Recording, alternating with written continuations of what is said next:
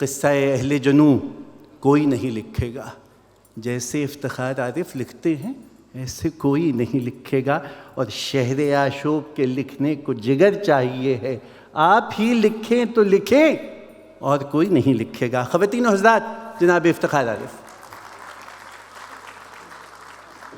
بسم اللہ الرحمن الرحیم۔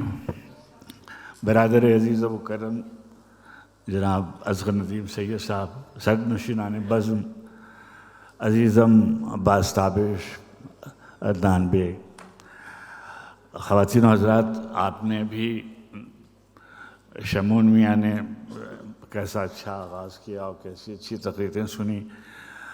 حماد نے جان کے ساتھ بہت وقت گزارا ہے اور انہوں نے اپنی یادیں شیئر کی آپ سے۔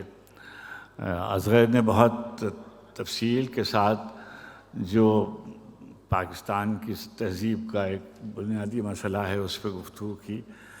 میں اس میں جان کے بارے میں کچھ تھوڑا سا جذباتی ہوتا ہوں، اس لیے کہ میرے وہ بڑے تھے اور میرے خلاف بھی باتیں کرتے تھے اور میرے حق میں بھی بہت سی باتیں کرتے تھے۔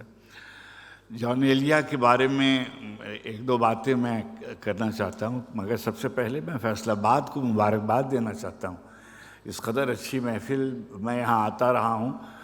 شروع میں جناب کلب میں مشاعرے ہوتے تھے، اس میں بہت دفعہ آیا، اتنا مجمع میں نے کبھی نہیں دیکھا، اور اس قدر داد دینی چاہیے۔ اور عشق آباد کو مجھے تو عباس تابش سے بہت یہ میرے لیے بہت ہی روشن بھائیوں کی طرح ہیں، بیٹوں کی طرح، اور اردو شاعری کا میں ان سے مستقبل وابستہ کرتا ہوں، اور میں سمجھتا ہوں کہ ہمارے عہد حاضر کی بہت نمائندہ آوازیں ہیں۔ عدنان بھی میرا بہت پرانا دوست ہے، میں اس کے یہاں آ کے ٹھہرتا رہا ہوں، اور اس کو جب مصوری کا شوق ہوا تھا اس نے شاعری سے توبہ کر لی تھی، مگر سنا ہے کہ اب پھر یہ شاعری کی طرف آیا ہے، خدا خیر کرے، اور یہ رہے تھوڑی دیر اس کام میں۔ خواتین و حضرات، جان ایلیا جو ہیں وہ اپنی طرح کے بالکل مختلف شاعر ہیں، اور ان کے بارے میں بہت ہی مبالغہ آمیز باتیں بھی کی جا سکتی ہیں، اور بہت ہی اچھی باتیں بھی کی جا سکتی ہیں، مگر ایک بہت اہم بات ہے جو کرنے کی، کہ جب ہمارے بڑے شاعر آئے، جیسے فیض صاحب آئے، جیسے راشد آئے، میرا جی آئے، ان لوگوں کے بارے میں ترقی پسند شعراء جو تھے ان کے ساتھ ایک باقاعدہ ایک جماعت تھی ترقی پسند نقادوں کی، جنہوں نے اپنے شعراء کی بہت تشہیر کی اور بہت ان کے کام کو سراہا۔ دوسری طرف ماڈرنسٹ آئے تو انہوں نے اپنے شعراء کو، میرا جی کو اور مجید امجد کو اور اختر علی وان کو اور نعمان راشد کو، مگر جان غریب ایسے ہیں شاعر کہ جن کے بارے میں بڑے نقادوں میں سے شاید ہی کسی نے ایک یادوں کے حوالے سے ان کے بہت لکھا گیا، ان کے واقعات لکھے گئے، مشاعرے میں ان کی آپ واردات کہہ لیجیے، حرکات و سکنات کہہ لیجیے، اس پہ گفتگو ہوتی رہی ہے، مگر ان کی شاعری پہ گفتگو ذرا کم ہوتی رہی ہے۔ ان کے ساتھ ایسی زیادتی ہے کہ جو روا رکھی گئی۔ عباس تابش کو اس لیے مبارکباد دینی چاہیے کہ انہوں نے لاہور میں بھی جان کے سلسلے میں ایک جشن کیا، اور ابھی حال میں آرٹس کاؤنسل میں بھی ایک تقریب ہوئی جس میں ناصر پر اور جان پر اور گفتگو ہوئی، اور بہت اہم گفتگو ہوئی۔ اصل میں جان ایلیا بہت ہی ایک بات میں کہہ کے ایک آدھ بات شاعری کے بارے میں کرنا چاہتا ہوں۔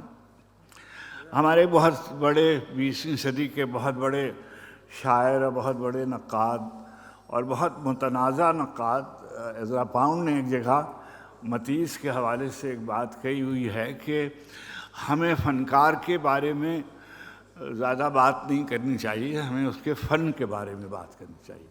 پیس of art is more important than the artist. تو اگر آپ اس کی شاعری کو دیکھیں تو 60 برس کی عمر میں جان کا پہلا مجموعہ آیا۔ اب ہمارے ہاں تو ابھی 17 برس 3 مہینے کے ہوتے ہیں اور شاعری کے 5 مجموعے آ چکے ہوتے ہیں، اور اس قدر میں نے کہا ہے کہ یہ ایک اجلت پسند مصنفین ہیں، یعنی ان کو کوئی اپنی شاعری پر اتنا اعتماد ہوتا ہے، اور کیا سبب تھا کہ اتنا، ابھی آپ دیکھیے کہ اتنا 7 مجموعے اس کے بعد، ان کے انتقال کے بعد 7 مجموعے آئے، اپنی زندگی میں صرف ایک مجموعہ تھا شاید۔ اچھا، اب اگر یہ جو گمان اور لیکن اور کون اور کیوں، یہ جو مجموعے ہیں، یہ بظاہر وہ مجموعے ہیں جو جان کے مسترد کردہ کلام سے ہیں، یا سمجھیے چھوڑے ہوئے کلام سے۔ ایسا نہیں ہے کہ یہ مجموعے دریافت ہوئے ہیں، یہ ان کے ان رجسٹروں سے مستعار لیے گئے، منتخب کیے گئے ہیں جو جان نے اپنی تحریر کے طور پہ چھوڑے۔ تو میں سمجھتا ہوں کہ اس نے اس قدر احتیاط سے شاید کی ترتیب دی تھی کہ شاید ہی کوئی اور اردو کا ہمارے زمانے میں غزل کا ایسا مجموعہ آیا ہو جس میں ہر قدم پر، ہر غزل میں آپ کو ایسے اشعار مل جائیں گے۔ ابھی آپ نے دیکھیے، کوئی کسی بڑے گانے والے نے ان کو نہیں گایا کہ بھئی مہدی حسن نے فلاں صاحب کی غزل گا دی، یا نور جہاں، محرم نور جہاں نے، یا اقبال بانو نے غزل گا دی تو وہ مشہور ہو گئی۔ ان کی غزل کسی نے نہیں گائی، کسی فلم میں وہ نہیں آئے، کسی بڑے نقاد نے ان کو نہیں لکھا۔ پھر کیا سبب ہے کہ آج کل پورے بر صغیر میں جان سے زیادہ اشعار کسی کے نقل نہیں ہوتے اور یاد نہیں کیے جاتے؟ کوئی اور شاعر مجھے نظر نہیں آتا کہ جس کے اتنی تعداد میں۔ اچھا، یہ جو کہا جاتا ہے، کہنا چاہیے یہ بات کہ بظاہر وہ شعر مصرے آپ کو بہت آسان لگتے ہیں، اور 2-3 باتیں کہنے کی ہیں جو شاید اصغر کے پاس وقت ہوتا تو یہ اس کو بتاتے کہ یہ جو ایک المیہ ہے جسے ہم کہتے ہیں، تحریک پاکستان کے نتیجے میں ایک بہت بڑی ہجرت سامنے آئی، اور اس کے نتیجے میں بہت سے لوگ تھے جو اپنے اپنے گھروں سے منتقل ہو کر دوسری بستیوں میں آباد ہوئے، اور وہ اپنے آپ کو کہتے تو مہاجر ہیں۔ چنانچہ اس ہجرت کے تصور کو اردو میں جن شعراء نے لکھا، اس میں ناصر کاظمی شاید سب سے اہم شاعر ہیں، منیر نیازی صاحب نے اس کے بارے میں لکھا، اور جیسے اصغر نے کہا انتظار حسین ان لوگوں میں ہیں جنہوں نے نثر میں ہجرت کے تجربے کو لکھا۔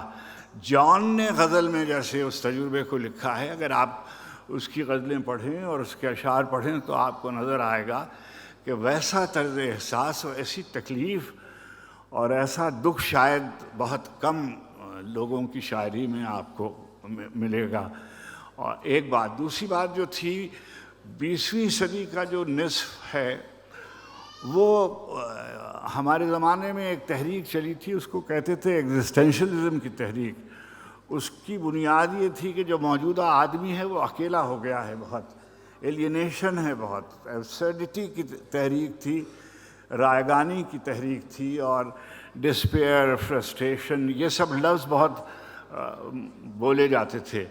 اردو میں شاید رائگانی کے احساس کو اگر کسی نے مسلسل ایک تصور کے طور پر لکھا ہے وہ جان ہیں۔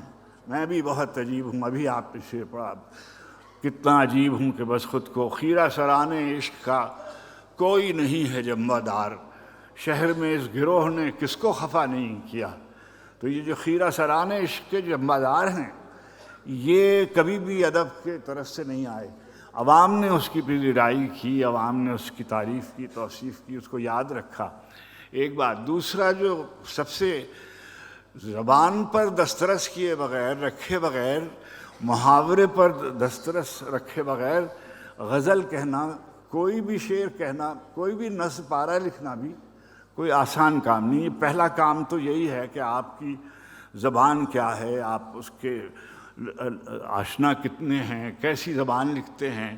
اگر آپ جان کی زبان دیکھیں تو بے شمار مصرے ایسے ہیں کہ آپ کو لگے گا کہ یہ میں نے پہلے کبھی سنے ہوئے ہیں، اور ایسا معلوم ہوتا ہے کہ جیسے میر کی روایت کوئی آدمی زندہ کر رہا ہے وہ، لیکن وہ سب اپنے زمانے کے. کوئی ایسا واقعہ نہیں ہے جس پر جان کے شعر نہ لکھے گئے ہوں، جان نے شعر نہ لکھے ہوں. اور اپنی نجی زندگی میں بہت حساس، سب جانتے ہیں، بہت ایک خاص طرح کی نرگسیت بھی تھی شخصیت میں، اپنے مرتبے کا شعور بھی تھا، اپنا احساس بھی تھا کہ وہ بہت اچھے شاعر ہیں. اور جذبے کی سطح پر بہت سے شعراء ہیں جو بہت جنہوں نے لکھا. امیر انیس کا ایک واقعہ میں نے کہیں پڑھا کہ ناسخ، امام بخش ناسخ جو تھے وہ ان کے استاد تھے، ان کا انتقال ہوا تو وہ شاید شریک نہیں ہو سکے. ان کے بارے میں ان کے دوستوں نے ان سے کہا کہ میر صاحب آپ کا ناسخ کے بارے میں کیا خیال ہے؟ تو انہوں نے کہا کہ زبان و بیان پر دسترس تو اس کو بہت تھی، مگر اس کے دل میں خاک اڑتی تھی. تو یہ جو دلوں میں خاک اڑتی ہے یہ اچھے شعر نہیں کہلاتی. آپ کتنی بھی اچھے شعر لکھے جائیں، آپ نظم کیے جائیں، بڑی بڑی کتابیں لکھے چلے جائیں، لیکن اگر آپ کا دل اور آپ کا احساس اور آپ کا جذبہ آپ کے لفظ میں منتقل نہیں ہو رہا ہے تو آپ شعر کہہ لیجئے دفتر کے دفتر بھرتے چلے جائیں، مگر آپ کو کوئی یاد نہیں کرے گا، کوئی آپ کا ذکر نہیں کرے گا، کوئی آپ پر بات نہیں کرے گا.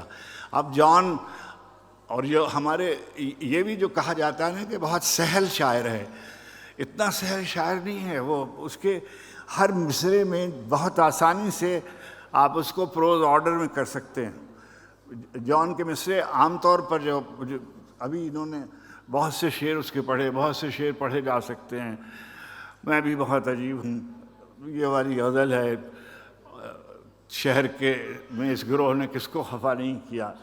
آپ بہت عجیب، کیا آپ بہت شریف ہیں، آپ نے کیا نہیں کیا. جو بھی ہو تم سے معترض اس کو یہی جواب دیں، آپ بہت عجیب ہیں، آپ نے کیا نہیں کیا. اور کوئی سوال اٹھاتے ہیں، ایسے سوال اٹھاتے ہیں، یہی ممکن تھا اتنی اجلت میں. یہ مشکل سوال ہے، یہ آسان سوال نہیں. یہ غالب نے اٹھایا تھا خدا کے وجود کے حوالے سے. یہی عالم کل ہے، یہ جہان خراب، حاصل کن ہے یہ جہان خراب. یہی ممکن تھا اتنی اجلت میں. جی نہیں لگ رہا محبت میں. ایسا شعر جو ہے وہ کون لکھ سکتا ہے؟ کیسے، کس نے لکھے ہیں؟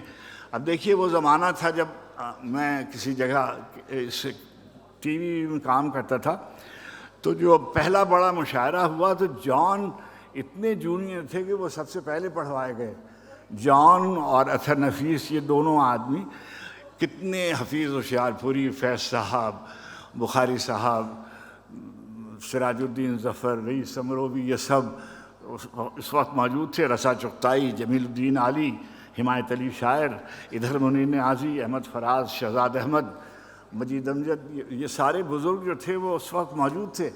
اور جان شعر کہہ رہے تھے، اور جسے کہتے ہیں خون تھوک رہے تھے، اور عشق کر رہے تھے. اور عشق کرنے میں انہیں، عاشق ہونے میں کوئی زیادہ وقت نہیں لیتے تھے. اور بالکل بہت سی خواتین ہیں جن کو یہ اعزاز حاصل ہے کہ وہ کہہ سکتی ہیں کہ مجھ پر عاشق تھے. اس میں کوئی، اچھا شاعر عاشق تو ہو گئی، اس میں کوئی ایسی تعجب کی بات نہیں. مگر بہت اکیلے آدمی تھے، اور بہت اکیلے آدمی تھے. میں نے ان کو قریب سے بھی دیکھا. میں شام کے وقت میں ان کے ساتھ تو نہیں ہو سکتا تھا، مگر بہت سی محفلوں میں ان کے ساتھ ہوتا تھا. اور مجھے کئی ان کے خطوط ہیں، میں نے کہیں جمع کیے ہوئے ہیں. میں نے مضمون جو لکھا ہوا تھا وہ کوئی بچی لے کے یہاں سے غائب ہو گئی ہے.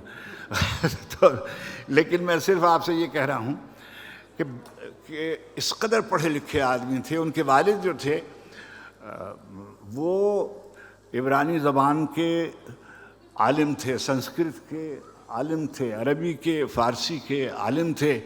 ان کے دونوں بڑے بھائی ان سے زیادہ مشہور تھے. رئیس امروی صاحب، اور وہ اس قدر ارتجالاً قطعے بھی لکھتے تھے، نظمیں بھی لکھتے تھے، فارسی میں بھی شعر کہتے تھے. بڑے بھائی سید محمد تقی فلسفی تھے، فلسفے پہ لکھتے تھے، جنگ کے پہلے ایڈیٹر تھے، یعنی گھر میں خاندان میں اتنے بڑے بڑے لوگ تھے کہ بس اس میں وہ اپنے آپ کو ہم سب کے ناموں کے مخفف پکارے جاتے ہیں عام طور پر. تو رئیس بھائی کو سب لوگ بچن کہتے تھے، اور ان کے جو بڑے بھائی تھے ان کو چھپن کہتے تھے. اس طرح کے نام وہاں ہوتے تھے بہت. جان کو صرف جان کہتے تھے. جان یہ بہت بعد میں آیا. جان کو ایکٹنگ کا بھی بہت شوق تھا. جان پڑھتے بھی بہت تھے. ان کو معلوم بھی تھا کہ کس قدر شوریدگی ان کے پورے وجود سے. مجھے کوئی ایسے خیال پڑتا ہے کہ بہت تیز لکھ سکتے تھے، بہت تیز لکھتے تھے. بہت ترجمے انہوں نے فارسی سے کیے اردو میں، عربی سے کیے اردو میں، اور ایک خاص طرح کی نثر انہوں نے وضع کی. آپ لوگوں نے اگر پاکیزہ ڈائجسٹ یا عالمی ڈائجسٹ کے نمبر دیکھے ہوں تو شکیل عادل زادہ اور خود ہماری جو زاہدہ بی بی تھی، ان کے گویا تخلیقی تشکیل میں جان کا بڑا ہاتھ ہے، اگر اس سے انکار نہیں کیا جا سکتا. تاریخ اسلام پر اس کی بہت نظر تھی. فلسفے کے مباحث سے واقف تھے. میں سمجھتا ہوں کہ عباس تابش نے جو آج کی اس تقریب کا انعقاد کیا ہے، مجھے یہ کہنا چاہیے یہ بات کہ خود کراچی میں جس میں انہوں نے زندگی کے دن گزارے، ایسی کوئی تقریب منعقد نہیں کی جا سکی جیسی یہ تقریب ہوئی. اور فیصل آباد والوں کو مبارکباد دینی چاہیے کہ انہوں نے ایک ایسے شاعر کو، جس کا یہ حق تھا کہ اس کو یاد کیا جائے، اس کی زندگی میں اس کو یاد کیا جاتا، اس کے بعد اس کو یاد کیا جاتا، ایسا یاد نہیں کیا گیا جیسا اس کو یاد کیا جانا چاہیے تھا. آپ لائق مبارکباد ہیں عدنان کہ آپ نے یہاں شہر میں ایسا بڑا جشن منعقد کیا.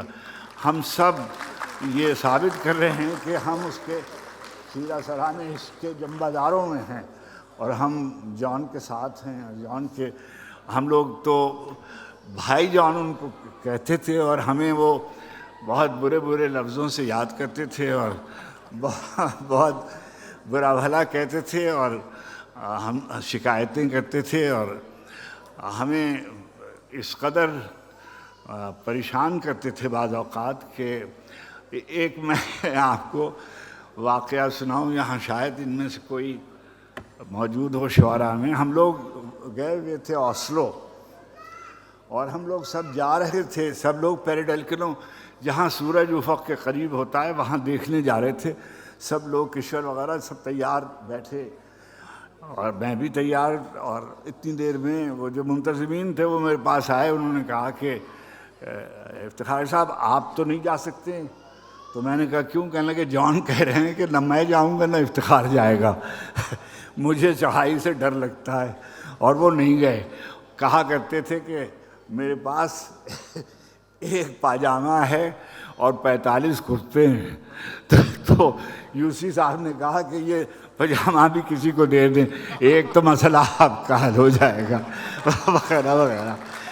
اچھا، اور کوئی جس دن مشرقی پاکستان کا سقوط ہوا، میں ٹی وی میں کام کرتا تھا، تو مجھے بھیجا گیا. میں نے عبید اللہ علیم ہمارے ساتھ کام کرتے تھے، تو ہم لوگ علامہ رشید ترابی مرحوم اور ڈاکٹر فضل الرحمان وہاں تشریف لائے، اور جان کو اور صہبا اختر کو، یہ دونوں بہت ارتجالاً شعر کہتے تھے. انہوں نے رات کو اشعار پڑھے، اور دوسرے دن پورے شہر میں وہ اشعار جو تھے وہ مشہور ہو گئے تھے. اب بکھرنے کو ہے عالم رنگ و بو، تم کہاں جاؤ گے ہم کہاں جائیں گے، شہر میں ہر طرف ہے یہی گفتگو، تم کہاں جاؤ گے ہم کہاں جائیں گے، ہم ہیں رسوا کنے دہلی و لکھنؤ، اب کریں بھی تو کس سے شکایت کریں، میر دلی سے نکلے گئے لکھنؤ، تم کہاں جاؤ گے ہم کہاں جائیں گے. ان کو بہت یاد آتا تھا. رہنے والے وہاں کے تھے ہی نہیں. اس گلی نے کیا ہے کہ سن کے صبر کیا. رہنے والے یہاں کے ایک دفعہ وہاں گئے تو وہ جو دریا تھا، وہاں دریا کیا تھا، چھوٹی سی ایک نہر تھی جس کو وہ دریا وغیرہ سمجھتے تھے، بان اس کا نام تھا. بان تم اب بھی بہ رہی ہو کیا؟ اس کے آسیب میں تھے، اپنی جو حویلی چھوڑ کے آئے تھے اس کے آسیب میں تھے، مجلسیں چھوڑ کے آئے تھے، تہذیب عزاداری میں تھے، یعنی تھے تو وہ میں نے ان کے بارے میں کہیں لکھا ہوا ہے کہ وہ ملحد تھے مگر تشیع پر ایمان رکھتے تھے یعنی انہوں نے کہا ہوا ہے کہ کیا ہے کہ نہیں وہ جو ہے کہ ہاں خدا نہیں ہے تو کیا حق کو چھوڑ دیں اے شیخ، غضب خدا کا ہم اپنے امام کے لڑیں تو وہ اپنے امام کے تھے، اور ہر جگہ ان کو اس بات کا احساس تھا کہ ان کو نظر انداز کیا جا رہا ہے، اور تنہا آدمی تھے، شام میں، دن میں، رات کو، کوئی وقت اس گھر میں جو سولجر بازار والا تھا اس میں تقی بھائی اور رئیس بھائی اور بھائی جان یہ رہتے تھے، ہمیں نیازمندی تھی ہماری بڑے بھائیوں سے بھی، تو ہم کبھی کبھی وہاں حاضر ہوتے تھے، تو جان اس گھر میں سب سے چھوٹے تھے، اس لیے ان کو چھوٹا ہی سمجھا جاتا تھا جیسے چھوٹے بھائیوں کو سمجھا جاتا ہے، مگر وہ بہت ہی خلاق آدمی تھے۔